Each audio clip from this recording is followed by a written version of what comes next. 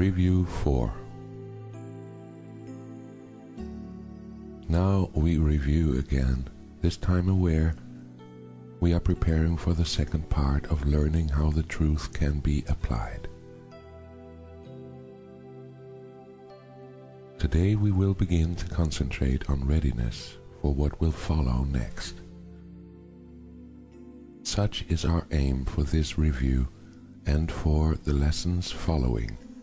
Thus we review the recent lessons and their central thoughts in such a way as will facilitate the readiness which we would now achieve.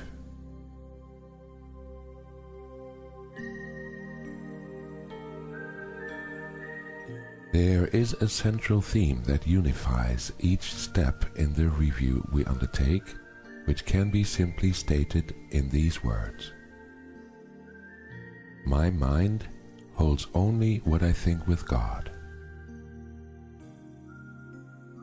This is a fact, and represents the truth of what you are and what your Father is. It is this thought by which the Father gave creation to the Son, establishing the Son as co-creator with Himself. It is this thought which fully guarantees salvation to the Son.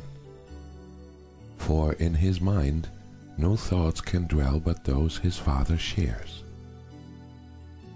Lack of forgiveness blocks this thought from His awareness, yet it is forever true.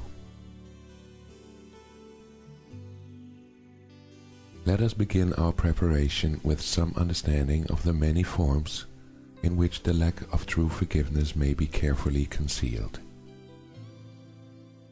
Because they are illusions, they are not perceived to be but what they are, defenses which protect your unforgiving thoughts from being seen and recognized.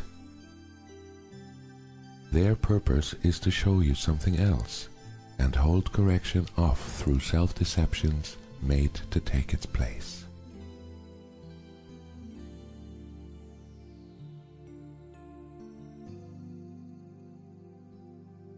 And yet your mind holds only what you think with God. Your self-deceptions cannot take the place of truth. No more can a child who throws a stick into the ocean change the coming and the going of the tides, the warming of the water by the sun, the silver of the moon on it at night. So do we start each practice period in this review with readying our minds to understand the lessons that we read and see the meaning which they offer us.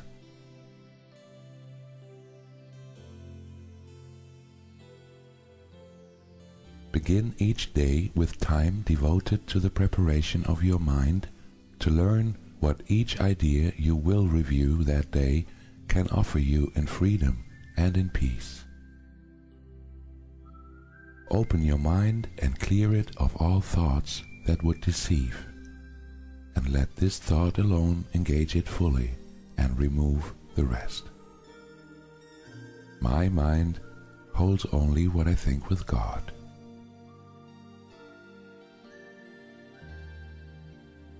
"5 minutes with this thought will be enough to set the day along the lines which God appointed, and to share His mind in charge of all the thoughts you will receive that day.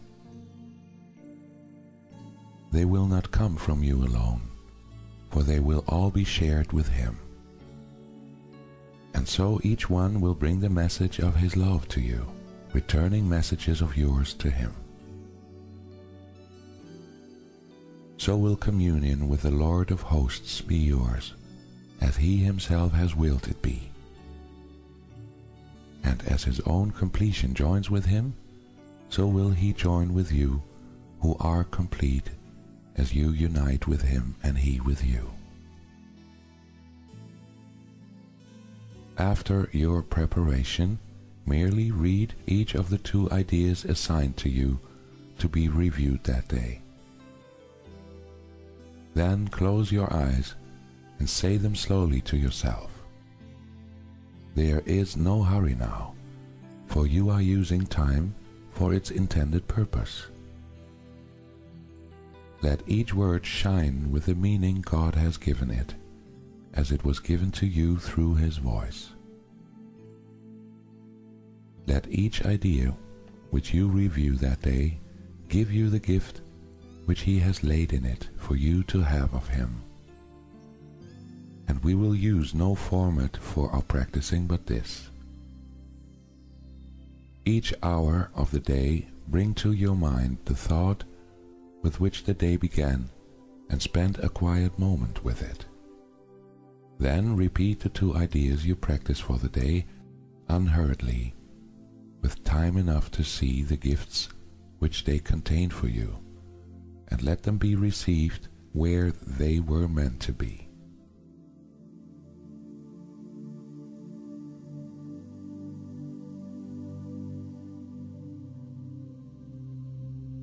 We add no other thoughts, but let them be the messages they are. We need no more than this to give us happiness and rest and endless quiet, perfect certainty, and all our Father wills that we receive as the inheritance we have of Him. Each day of practicing, as we review, we close as we began, repeating first the thought that made the day a special time of blessing and of happiness for us, and through our faithfulness restored the world from darkness to the light, from grief to joy, from pain to peace, from sin to holiness.